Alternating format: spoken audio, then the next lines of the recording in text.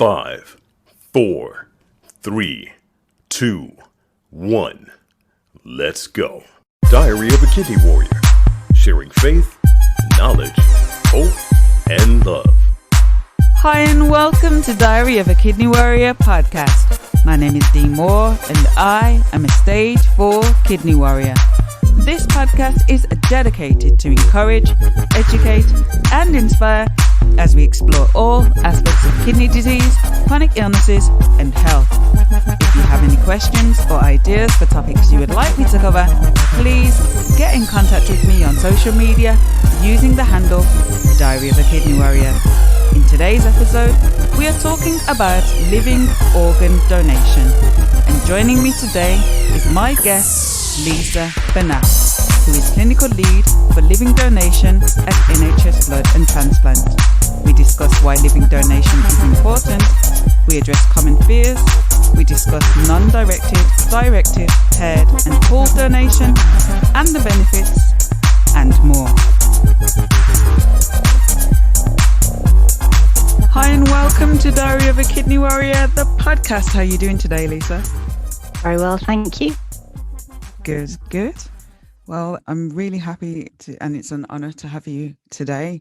This interview is part of the transplant series where I'm talking to kidney warriors about their transplant stories and I'm talking to professionals in their field. We had an interview about deceased donation and today we're talking about living donation. So as there are organs available via deceased donation, why is living donation so important? Well, of course, not everybody will always get matched to a deceased donor organ, and there isn't always enough organs to go round. So there are two reasons. But the real reason why living donation is so important is that actually the quality of those transplants is fantastically good for the recipient.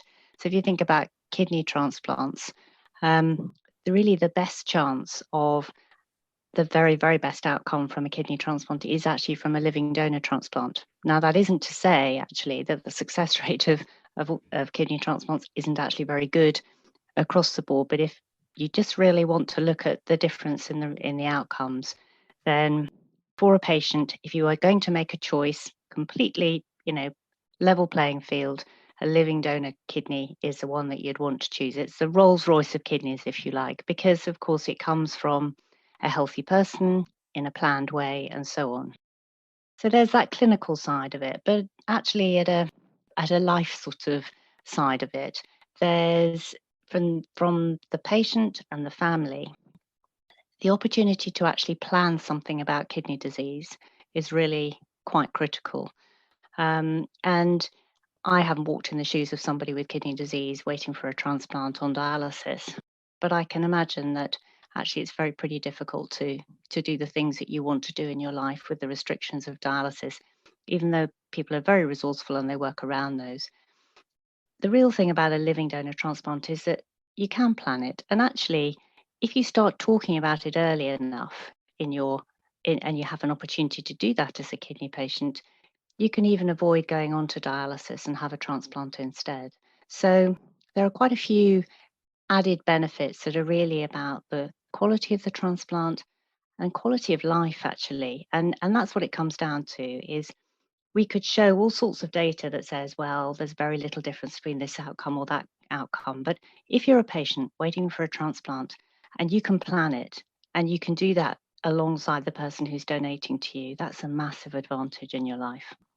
I can see, because I remember from my interview with Lucy, she was saying that deceased organ donation, there's a time limit to how long it is before the organs can't be used, and that there's a really small window of people that are actually suitable to become a donor. So I can see straight away the advantage of having a living donor where you're not worrying about the organ not being able to be used and etc. So all of those kind of other factors are removed, and yes, yeah, I can absolutely see the advantage of that. So just rewinding slightly, you've mentioned kidney donation. Are there any other organs that you can donate as a living donor? Well, there are other organs you can donate. I'm going to keep to what we do here in the UK. So kidneys are mostly what people donate. So kidneys from living donors make up about 97% of what we do.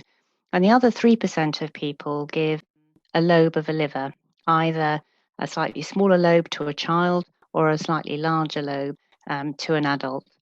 Most of the living donor liver transplant activity in the UK is to children. And there's a small proportion of adults who receive a kidney, who receive a liver, I should say, from a living donor.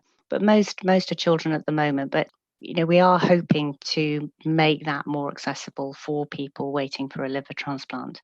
But of course, there are different things to consider between different organs, and always the critical thing is the safety, that risk benefit analysis. So the benefit to the recipient from receiving that organ, and the risk weighed up against the risk to the donor to a certain extent. So if you're, for example, a willing donor and you're considering donating a lobe of your liver, if you donate a large part of your liver, as you would need to for an adult to have a decent sized piece of liver to receive a successful transplant, then that's a slightly bigger decision than it is if you're giving away a smaller lobe of your liver to a child. So there are different considerations. That's just one example. So as I say, the majority of people give a kidney, and that's partly because it's pretty well established in the UK, living donor kidney transplantation now. And actually, we sort of have a spare kidney. I mean, that's being a little bit simplistic, and we'll probably talk a bit more about that in a little while. But if somebody is safely assessed and they're a suitable donor, then actually giving away a kidney shouldn't have an impact on their life in any way. So this is, so those are the two organs really that we focus on in the UK. It is possible to donate lobes of lung. And again, that's, that presents different levels of risk for the donor and different benefits and different outcomes for the recipient. So all these things have to be weighed up in part of the sort of big picture of living donation. So in terms of kidney donation, do you have to be related to be a living donor? You don't actually, no. And that's not something that people always know. And I think that's because historically people have been related. I mean, living kidney donation started primarily from, parents wanting to help their children if they ended up with kidney disease where they needed a transplant. And then, typically brothers, sisters, and so on. Even relationships. For example, if you're an adult child and you wanted to give to a parent, that was more unusual historically. But all those family type of relationships have, you can understand sort of the kind of motivation that might sit behind that. So traditionally, those were the relationships. But in 2006, the law changed in the UK under the Human Tissue Acts, and it made other options possible. So prior to that, probably the distant relationship you might have with your recipient would be a very close friend. So if you weren't related by blood, you were related by emotion, if you like. So you could have husbands, wives, and so on. After the Human Tissue Act came in, it opened up the possibilities for different relationships. So in fact, you could step forward and just anonymously donate to someone in need of a kidney transplant on the waiting list, for example, and that's called non-directed altruistic donation. And I know we'll talk about that in a little while. But the other thing that law change made possible was possible for different combinations of transplants to be carried out. So if I wanted to donate to somebody, but actually I wasn't compatible with them, either because my blood group wasn't appropriate for them, or what we call the HLA type, the tissue type, wasn't compatible between the two of us, then I might be able to receive a transplant from somebody else in a similar position, or donate to someone else in a similar position, and they receive a transplant through a sort of an exchange. And again, we'll talk about that in a little bit of time, but that's known as paired donation or pooled donation, where you sort of match pairs together. So the Human Tissue Act really opened up those possibilities of different relationships. And since then, so you can be a family member related by blood, you can be a family member or a friend with a close emotional relationship, or you can be a complete stranger actually to somebody um, and still donate anonymously to those individuals. Very powerful and precious gift to be able to give to someone. So as you've mentioned about non-directed altruistic donation, let's talk a bit more about that. What exactly is non-directed altruistic donation, and how do you go about doing that? Yeah, so it's a very good point. I think this has been an unexpected bonus ball in our living donor program. I mean, I don't think we really expected people to come forward in large numbers and say, I want to donate to someone in need.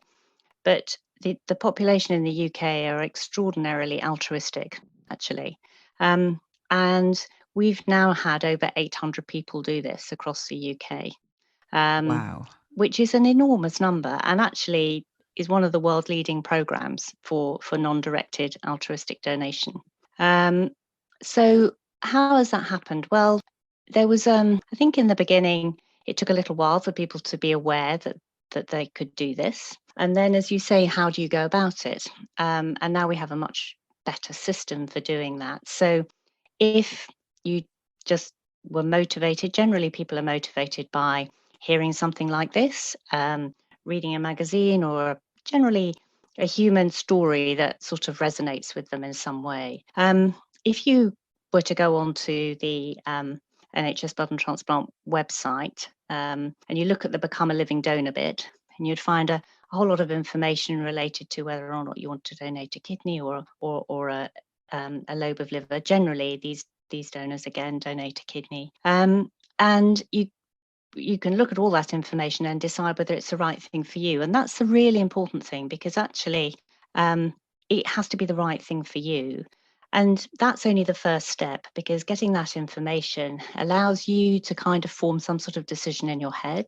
You might want to talk to other people. One of the fantastic groups of people who came to the fore as a result of this program are the Give a Kidney charity. If you just put the 3 W's in giveakidney.org, you'll find them. And they're really basically a group of people who've donated in this way. And they've done an enormous amount in the UK to raise awareness, raise the profile of this kind of donation. But really importantly, are there as people who have done it and been through it, who can talk to donors who are considering doing it.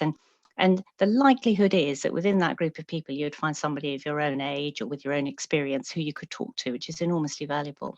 So you could do all that research yourself. And then on the NHSBT website, there's what we call an expression of interest. And that allows you to email directly to a transplant centre where they will do the kind of, they're the filter, if you like. So you express your interest, say, I'm interested in doing this. Could you possibly contact me? And then in every transplant centre, there's a dedicated living donor team, and one of those specialist nurses would call you back or email you, depending upon your preference, and discuss with you what was involved. And there's quite a detailed, for any living donor, there's a detailed medical assessment process and preparation for donation. And it's all tailored. There are obviously steps you have to go through, but it's all tailored to that individual and what's important for that individual. And that's how you would initiate the process.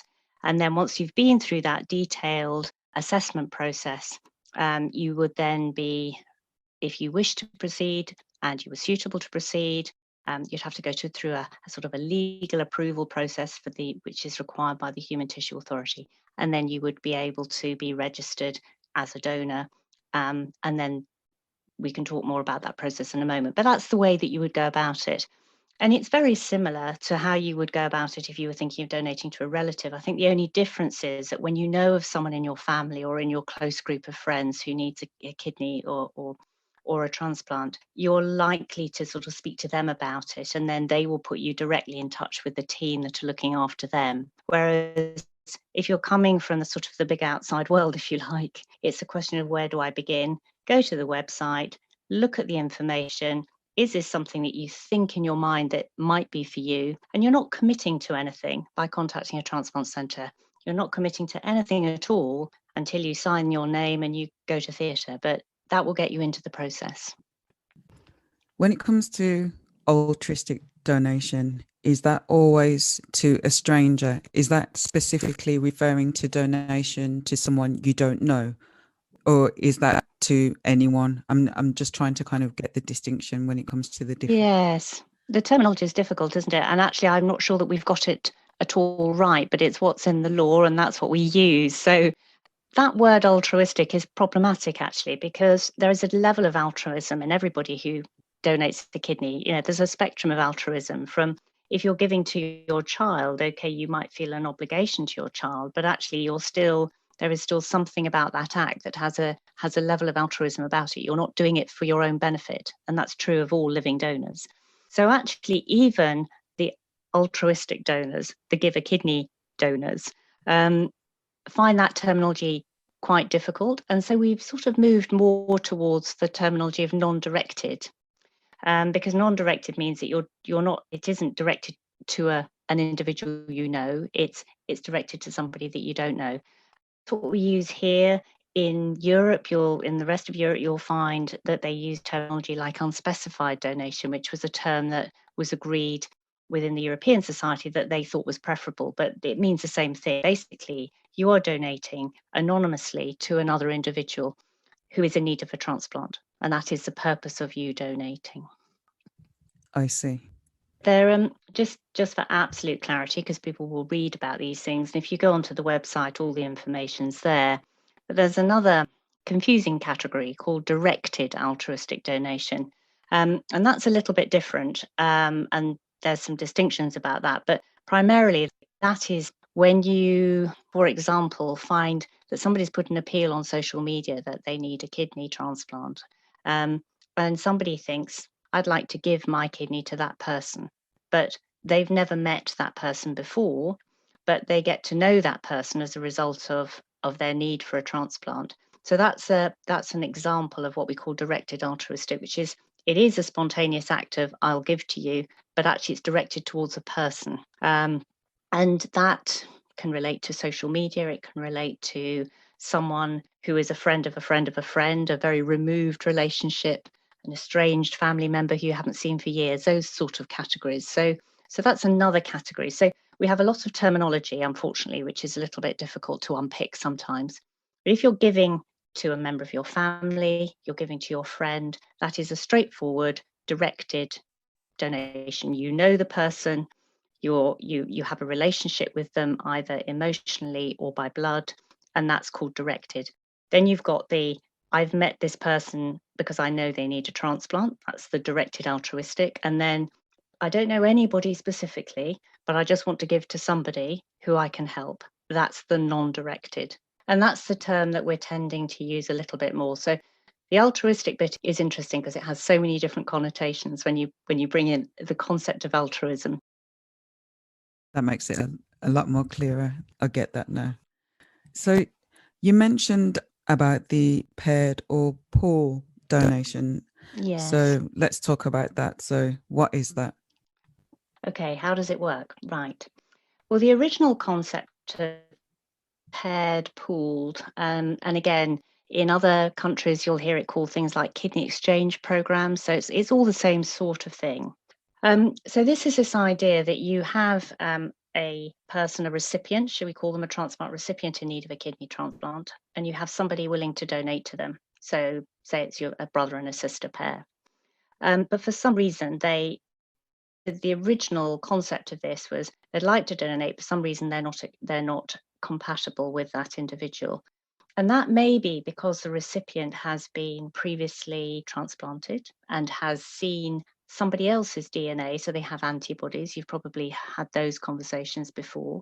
So they may have antibodies through having seen somebody else's DNA through a transplant, through a pregnancy, through a blood transfusion. So it will be, are there antibodies in the recipient that when that particular person donates their kidney, there's a risk that that kidney will be accepted by that person. So that's really critical to the success of a transplant. And so the donor has to, what we call that is having donor-specific antibodies. So if the recipient has donor-specific antibodies, you wouldn't really want to do that transplant across that kind of barrier. Or if they have very different blood groups. So blood group O could donate to anybody, because you can donate as a blood group O person, you can donate to anybody safely.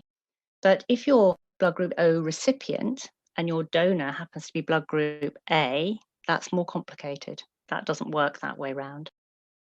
So the alternative to this is what we used to have was something called antibody removal. So we would look at ways of removing the antibodies from the recipient's blood to make it to bring them to a sufficiently low level that it makes it safe to do the transplant from the donor that they would like to have a donation from. But that's quite intrusive. That requires quite a lot of treatment. And the outcome of those transplants is generally not quite as good, particularly if it's the antibodies due to the, not the blood group antibodies, but the other kind, the HLA kind of antibodies, the tissue type antibodies. So although we might choose that option, it's a compatible transplant is always our preferred choice, or something where it's quite easy to organise those antibodies to a level where they're safe. So what the paired pooled part of this does is, if you've got a pair like that, and there are lots of other pairs around the country who are also in the same position, they all go into a pool called the kidney sharing scheme, and I'll talk a little bit more about that just now. So you put them into that group, and then 4 times a year, so every 3 months, all of the pairs in that pool, we put all their information into a very clever computer program that was devised with the help of our computer science colleagues in Glasgow University, David Manlove and his team. And they go into that computer algorithm, and what that algorithm does is to sort out combinations of compatible transplants, either 2 pairs together or 3 pairs together. So if you have a 2-pair combination identified, that's called paired donation. And if you have a 3-pair, it's called pooled. So in the practicality of a transplant is if you've got 2 pairs, so you've got donor and recipient pair 1 and donor and recipient pair 2 matched together. So each of the donors donates and each of the recipients receives a kidney from the opposite part of the exchange. So you've got a crossover, if you like. And some programs are actually called that, a crossover program or an exchange program.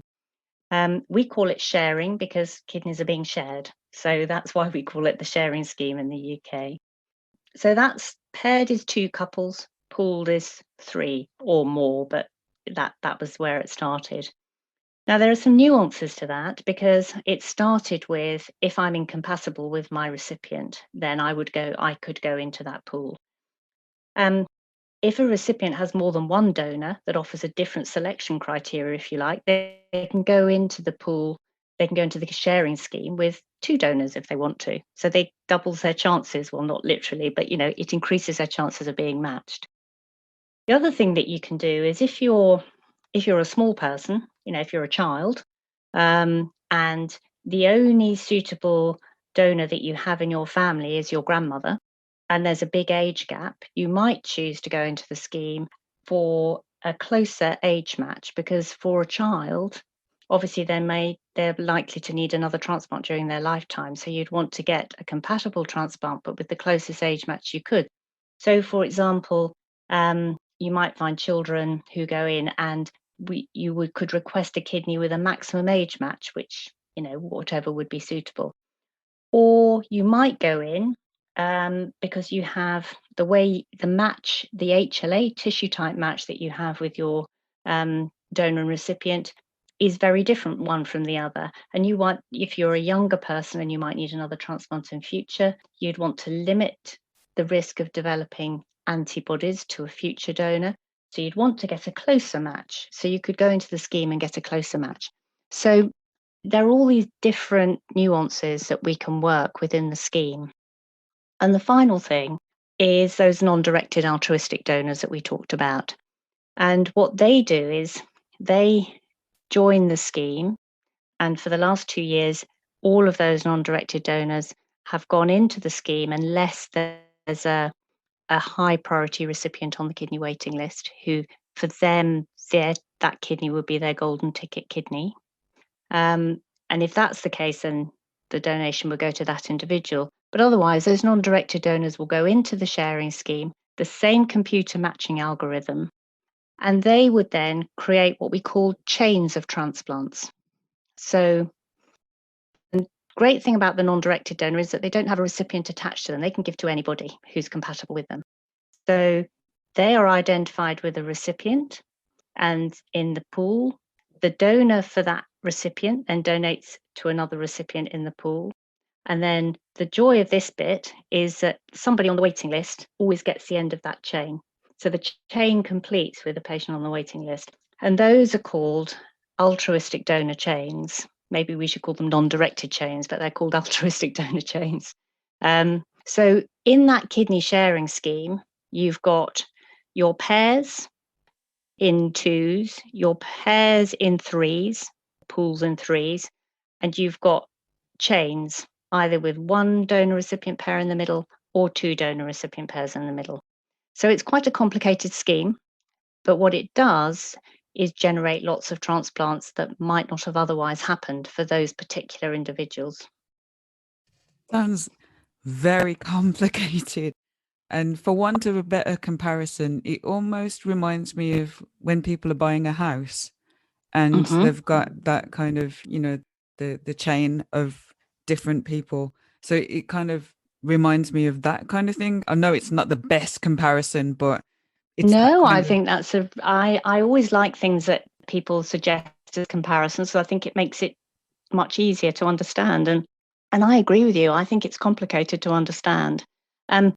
That makes it nice, doesn't it? That chain reaction, if you like, somebody's buying a house from somebody else and they sell on. Yes, I like that idea. And I think that, it's really understanding that sort of, there's always a kind of a reciprocity, if you like. There's always I give away, but I get in return. And one of the things that, people used to say in the beginning was, well, I want my donor to give to me. But the reality of that is that your donor is still giving in order to make a transplant possible for you. Or if you think about it in relation to the deceased donor waiting list, you don't know where your kidney is coming from in that instance. You don't know when you're getting a non-directed altruistic donation where that kidney is coming from. So it's just really about mindset. And what we've seen is a real philosophical shift actually in the last 10 years, 10, 12 years in this scheme. So when we started it in April 2007, we had 9 pairs, and we identified one two-way exchange, one paired exchange. And now we identify between, and it varies depending upon who's in the pool, but we identify anything between 85 and 100 transplants in every matching run. So you can see how over the years, how this has benefited. I know we're going to talk about people from different backgrounds later, and I can discuss it then, but actually the other really lovely thing about this scheme is that it has really benefited people from Black, Asian, mixed race, minority ethnic groups, and I'll explain a little bit more about that in a later part of the podcast. Well, let's explore that now. So when it comes to people from BAME communities, I am aware that there are lower numbers of living donors coming forward, and maybe we can kind of discuss the reasons why you think that might be the case. But yes, let's explore that. So when it comes to people from BAME communities, I'm aware that when it comes to deceased donation, these patients wait longer for transplants. So I would assume this would be the same case when it comes to living donation as well. It's complicated, as you say, Dee, and I'm speaking the expertise that I've learned from others, if I'm being honest. And my experience comes from the people who are part of these communities, and they talk to me about what the real issues are. So I'll try and do justice to those conversations. The first thing to say is that the kidney offering scheme, because we are basically talking about kidneys here when we're talking about the if I can use the word BAME, but I'm encompassing all of those groups that I've previously described. So Yes. Black, Asian, mixed race, minority ethnic. So in people from those backgrounds, historically, you're quite right, they have waited longer on the waiting list. But actually, the kidney offering scheme has been considerably revised over the last few years. And the latest revision was in September 2019.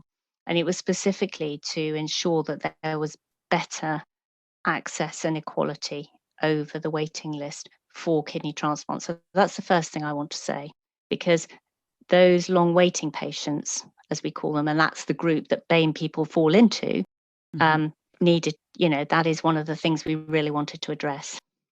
So living donation. So there are people who are such experts in the field. I'm almost, sort of feel slightly an imposter talking about this, but I'll try and, as I say, reflect the things that they say. So one of the things we know is an issue is trust, and it's trusting that that they're in safe hands, and that if they step forward and volunteer to donate, that it's going to all be done in the right way by people who may be running those programs that are not from the same communities and so on. So there's and having those detailed conversations with people. So it's complex. And we've done a considerable amount of work in collaboration with the National BAME Alliance and other charitable partners over the last few years through living transplant initiatives to try and focus activities and interventions towards communities in a way that actually reaches those communities in a way that makes sense to them. So these may be faith-based initiatives because different faiths have different beliefs and so on. And I'm going to use an example. So if we go back to our non-directed altruistic donors, 99% of them are white.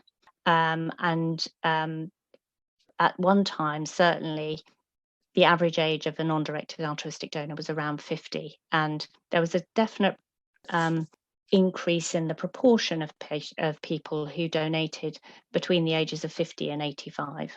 And that's about that 50-year-old age group was quite a sort of a thing. And then there was a much younger age group. And in the in-between decades, people are doing other things with their lives. So they're not maybe doing that so much.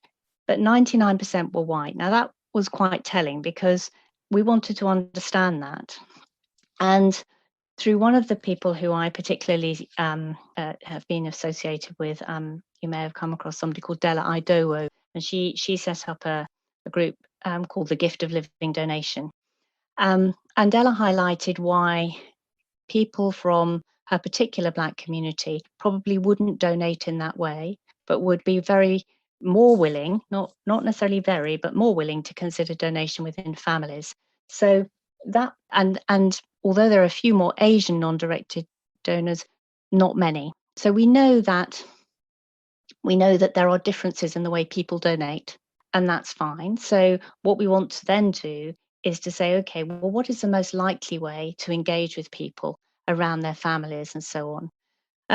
And I'm sure that we haven't got it quite right yet, but I think we are working on that agenda. And I think it's just that we need to develop those trusting relationships. People need to feel that they can trust the people who are caring for them to do what's in their best interest and the best interest for the person they're donating to. So that's very important. But there are also some fundamental differences between different ethnicities as well. So we know that diabetes, hypertension,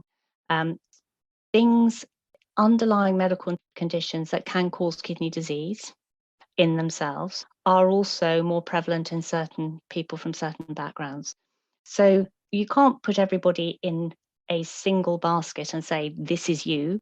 But what we can say is, okay, we need to differentiate between those things. So what you will probably find is when people come forward, if you develop those trusting relationships and they volunteer to be considered, then it's possible that a higher proportion of them, for reasons of safety, would not be suitable to proceed to donation. But that they're thinking about it is really important. So that's the other underlying thing. So you've got and it's very nuanced, and it's generational, and it's faith-based, and it's community-based. So there are all those different reasons. To take all of that back, I think what we want to do is to develop the best ways of engaging with people, developing their trust, and talking them through the options that they think might be best for them. So I think that that's really, really important, because living donation comes down to the fact that it's got to be the right decision for the donor. Now, very often that may differ from the feeling of the recipient as well. The recipient may say, I don't want to put my loved one through that. Perfectly natural response. And then it's for the donor to say, well, actually, you can say that, but actually, I would like to do this for you. So how you meet that conversation in the middle. And that's true across the board. I mentioned earlier, so I'll just come back to it, the benefit that we have seen from the kidney sharing. So that was quite unexpected, really.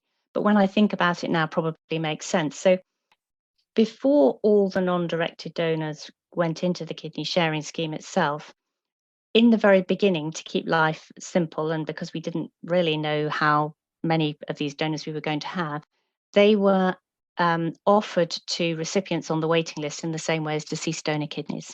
So when somebody came forward as a non-directed donor and they were registered for donation, they would but they would donate to a single recipient on the waiting list. That's how the system worked. And then gradually we introduced the idea of the chains from sort of about 5-6 years ago, and we've enhanced that. Now, in the beginning then, quite a lot of those patients who've been waiting for a long time on the waiting list received a non-directed donor kidney. And quite a lot of those people who've been waiting a long time were from our BAME backgrounds. So that's why I think we saw that. But in the sharing scheme itself, now those non-directed donors are going in, their donation is not dependent on their BAME background or their non-BAME background. It's dependent on their matchability or their suitability for the recipient in the pool.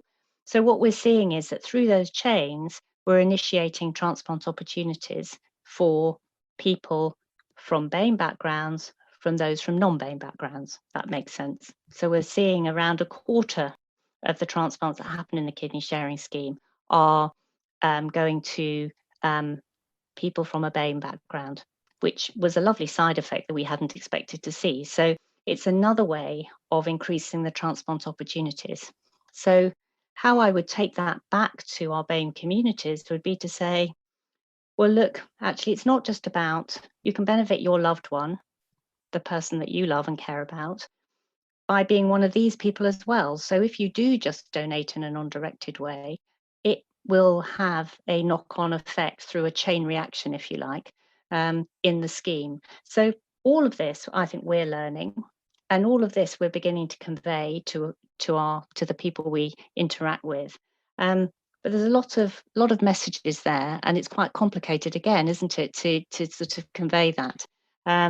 So as you see, it's not a short answer, but it is about people feeling that we are better at engaging with people in a way that we make things understandable and we gain their trust. That's a really comprehensive answer. There's so much in there, and to hear that actually the shared scheme has opened up more opportunities for people who would have to have had waited much longer if they didn't have that option. I really see the benefit of that, and really do encourage people to do some research, have a chat with your family members, have this conversation, and see how this can be moved forward. And the trust issue is something that seems to be coming up a lot when it comes to talking about BAME communities. And I think having conversations like this hopefully will start to open up more conversation and more opportunities, and I would hope so, and to grow trust. I mean, as I say, I'm not the expert here. There are people who I have worked with and have worked with me, I should say, really, for me to get a better understanding of this. And they're the people who really relate to people from a BAME background. And they're the people who have produced faith-based resources, educational materials that are all hosted on the NHSBT website. On the NHSBT website, there's an area where it says get involved. And on there, there's a lot of resources that were actually produced through the Living Transplant Initiative, through the engagement of the project leaders who were within their communities in different faith-based groups. And there's a lot of other work that people are doing they realise the things that are working within their own communities that they might not otherwise have put into place because they've tried something, it's not been so successful, so they've tried something else. But what is really nice is that this work is going on, and it's it's people are reaching out to people in need, and this is, you've said several times, these are complicated conversations. They're not your everyday kind of things that you're going to be talking about. So actually, you need people to spend time with you who will understand the particular things that might worry you and might be on your mind. I'm probably not the best person many times, but there are lots of people out there who are really good at doing this. And they're, if you go onto the website, you will discover them. Thank you. So we've talked about, how you become a donor, and you mentioned about what's available on the website and online. But I wanted to also ask, what are the exclusions? Like, who can't be a living donor? Gosh, yes, that's a big question, isn't it? Well, there are some obvious things. So let's take some obvious, very simple examples. So you've got to be in good health yourself. Now, good health and being a suitable donor are two different things. So I might be perfectly healthy and then start to be assessed as a donor and find that I've only got one kidney. That makes me an unsuitable donor because clearly doesn't work if I've only got one.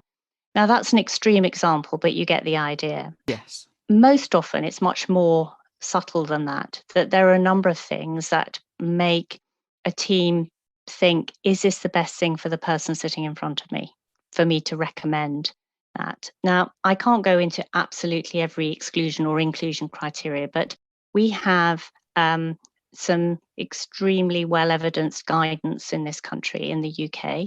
And they are produced under the professional society, so the British Transplantation Society and what we call the Renal Association, which is basically the professional association for kidney people. And the British Transplantation Society is, as you would think, for transplant professionals. So they produce these guidance documents looking at all the evidence across the world and say, what is the best thing for all these, to do around this? So in simple terms, we need to know something about everybody's general, the person we're looking at, their general health. And is there anything there that we would worry about? Things like, a history of heart problems or a history of a significant family history of cancer, diabetes, high blood pressure, those sorts of things that we need to be thoughtful about. It's difficult to say this absolutely rules people out because, in fact, increasingly, there are different things that we will consider. So, for example, if somebody has high blood pressure, but it's treated in a way that they're not requiring very much blood pressure treatment, but they're requiring some, they may still be a suitable donor. But we will do other tests to make sure that we're not causing any harm to that individual. So it's all about protecting the donor. That is incredibly important. We know the recipient needs a kidney, but actually, first and foremost, that donor is our main concern because we want to make sure that it's safe and sensible for us to recommend for them to donate. And that's what it comes down to. And there are various ways we can do that. So that's a roundabout answer to your question, but it's very individual, which is why it's so important to have those detailed discussions with the living donor team and go through this very explicit process of assessment. So you'd have an initial kind of pre-assessment generally with a specialist nurse who does this most of the time. And I myself do this for our non-directed donors in the hospital that I'm still associated with. So we would do all of that, and that would vary slightly from hospital to hospital, but that would be a preliminary kind of assessment. What sort of plan could we make for this person? What should we be thinking about carefully? Detailed family history, detailed sort of information about their medical history. And also, really importantly, are they best placed to do this? Is this a time in life, a time in, for them that is right? And that's particularly important in families, because if you have a number of people who would be willing to be considered as a donor, that comes very much into the thinking. And we usually then start with a more detailed investigations and so on, looking at the kidneys, how healthy they are, what the blood supply to the kidneys is like, blood tests, urine tests, all that kind of thing on a single donor. Somebody, so the first person, the first runner, if you like. If for any reason then they are not suitable, you might go to the next person. Now, sometimes that can be a bit frustrating for people because they say, well, why don't we just work up 6 people all at the same time? Well, because actually for those 6 people, that's quite a lot of effort that they've got to make in order, and it's not absolutely ideal for them to do that. So it has to kind of, it's a partnership, if you like, it's what works. And I suppose really importantly for us is it's almost like turning consent round the other way, because normally when you consent to have an operation, it's because you need it for yourself. And living donation is different. This isn't a benefit to the individual, it's a benefit to the person that they're donating to. So it's got to be, all consent should be really transparent, but this needs to be really well informed, really transparent process. So what rules you out? Well, it could be things on the basis of health, things on the basis of where your life is now, things on the basis of what you would like your life to be in future. All of those things come into impact, and whether you want to do it. And that may change as the idea becomes more embedded. And sometimes people think, gosh, this isn't something that I really want to take on. Or perhaps we find something that is just a little bit more on the borderline of being suitable, and then somebody might say, well, actually I don't think I want to take that level of risk. And that's the kind of discussion that goes on throughout the assessment process. So you'll have a detailed medical assessment, a detailed surgical assessment, you'll have coordination and assessment from a living donor coordinator throughout, and then when all the clinical stuff has been done, you may also see a psychologist or a mental health expert, depending upon how different units work. And when all of that bit's been done, and if you like signed off, then there's a legal independent assessment. Have we upheld the interests of the donor? Does the donor, are they going in with their eyes open? Do they really understand the implications for them? And that's critically important to those of us working in donation, that people go in and this is something that they really want to do, and they don't come out afterwards saying, I wish I hadn't donated my kidney. That sounds so amazing, because one of the fears that I hear from people is that if I give a kidney, it's going to affect my health in a negative way, that my kidney function might go down, I'm going to become very ill. But from what you're saying, there's actually extensive tests to see whether, there would be, and the legal side of it as well, the psychological side of it as well. So clearly, it's not just a case of someone coming forward and the team go, oh, great, and they just give their kidney. Clearly, there's a lot of testing and procedure that has to happen first before that's actually possible. So I think just hearing that might give people reassurance and comfort to know that, they're not just going to let you give a kidney because you've got that desire to, but because you're actually physically and mentally able to do so safely. So I hope that, by hearing that, people have that reassurance now to know that you can only donate if it's absolutely safe for you to do so. That's right. And of course, there are, that can go both ways, because it can cause frustration to people who just want to get on and do it. But actually, our first obligation, our first duty of care is to the donor to make it as safe as we possibly can. And there is, nothing comes with a cast iron guarantee. And people must be very realistic that this is major surgery, having a kidney out, even if you have keyhole surgery, where, which is our, the laparoscopic surgery, the smallest scar you can have. But all of that, there's still an operation that's gone on inside, and also the implications for them lifelong. And that is also why we might say no if we're worried about that. We don't always have every last bit of information, but we can make extremely good clinical judgments on individuals from the information from them, coupled with what we know from the literature. So yes, I think people should be reassured. It's a very thorough process. And that means it may go on for longer than some people would like, and it may be more, and that may be a frustration. But that's the way it is really critical that we do it. Fantastic.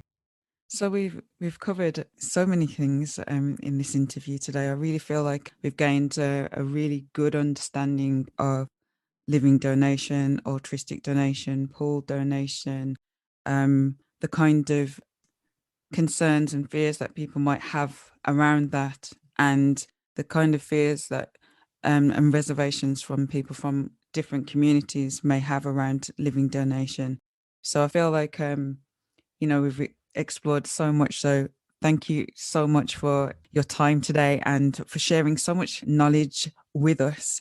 I just wanted to finally ask you, in terms of getting more information, you mentioned about the website. So could you give the listeners the website addresses so they can check out? Yes, certainly. So the website that gives you the most information about living donation is 3 Ws, organdonation.nhs.uk. And then along the top, there's a tab that says Become a Living Donor.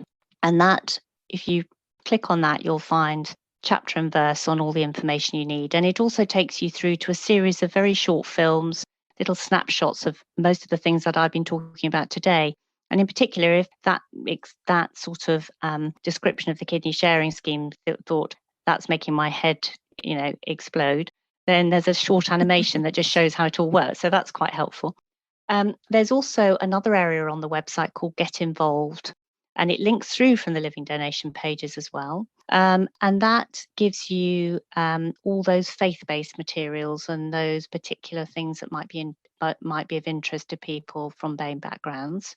That's where that particular sort of repository of resources is. So there's quite a lot on that. I'd also encourage people to go to the Give a Kidney website, the charity, the 3 Ws, giveakidney.org, because that is the charity that represents living donors. But of course, there are the other kidney charities like Kidney Care UK, the National Kidney Federation, and also the National BAME Transplant Alliance that I spoke about. And they all have resources there that are really tailored to the communities from people from a BAME background in lots of different ways. And of course, the gift of living donation as well. There's a bit of a confusion there, because if you go into gift of living donation, it sometimes takes you through to an American website, but it's actually the UK based if you put gold in. So lots of different areas.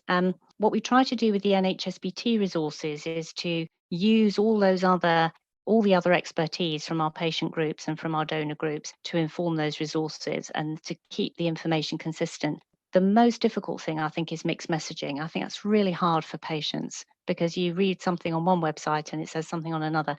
What we try to do with the NHSBT resources is to keep them right up to date and contemporary so that they do lead through to the most consistent messages. But look at that, have a look at that. You can always have a conversation with people, and you can contact those charitable organisations, and they're always willing to talk you through things as well. Fantastic. Thank you so much for all the information that you've shared today. And I really hope that this generates, like I said, lots of conversation and awareness, and maybe even some donors coming forward to save and improve the quality of someone's life. So thank you so much. You're most welcome, Dee. Thanks for having me. Thank you for listening to Diary of a Kidney Warrior podcast. And don't forget that you can contact me on social media using the handle Diary of a Kidney Warrior. Please do subscribe to the podcast, and please do tell a friend. New episodes of this podcast are released every Monday. Until next time, take care and choose to live. Diary of a Kidney Warrior, sharing faith, knowledge, hope, and love.